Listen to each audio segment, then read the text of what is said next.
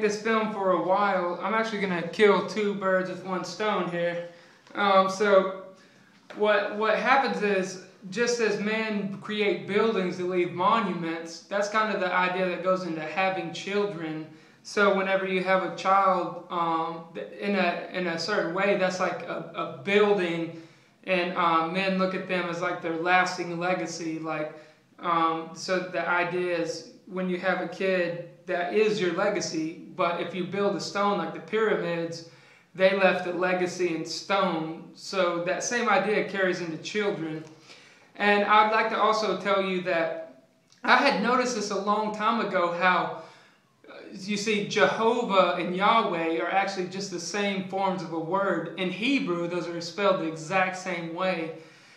So sometimes the J sounds like a Y, and sometimes the V sounds like a W. Those can be, maybe the word is transliterated either way. So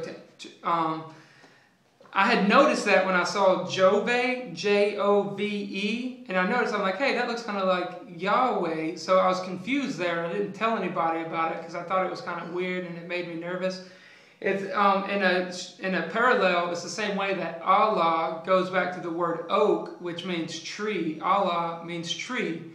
So who's the God of the trees?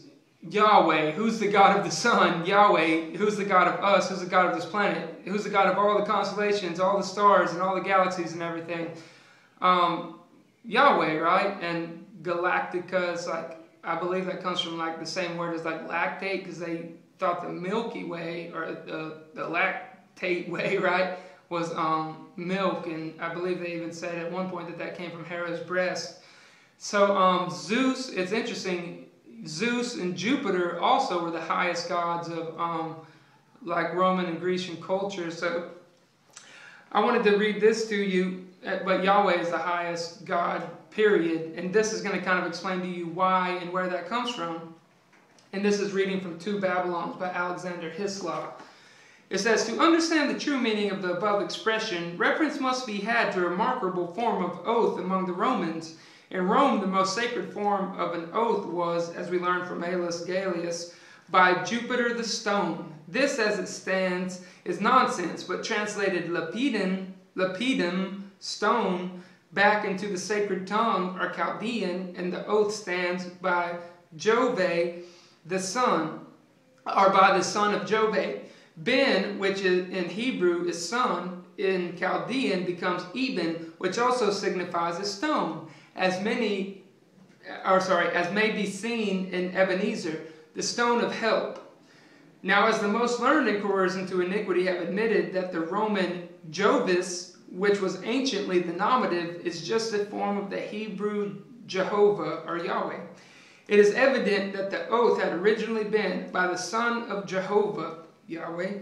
This explains how the most solemn and binding oath had been taken in the form above referred to, and it shows also what was really meant when Bacchus, the son of Jovis, was called the eternal boy, Ovid Metam.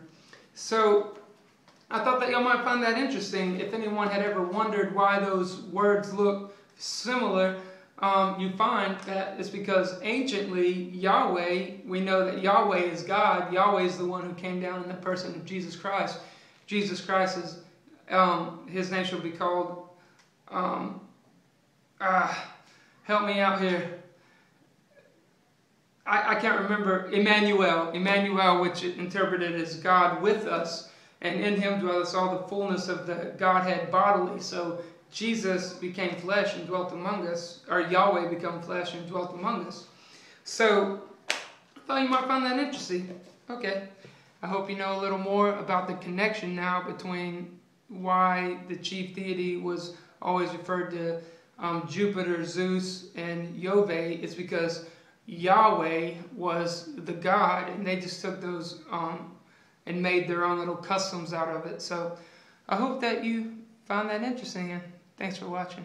Bye.